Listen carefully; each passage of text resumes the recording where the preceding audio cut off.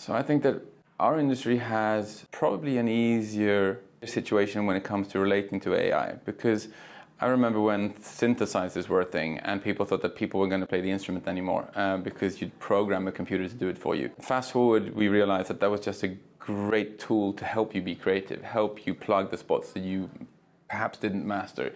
Maybe you were a great beat maker or a great lyricist, but you had problems with percussions. You could program percussions.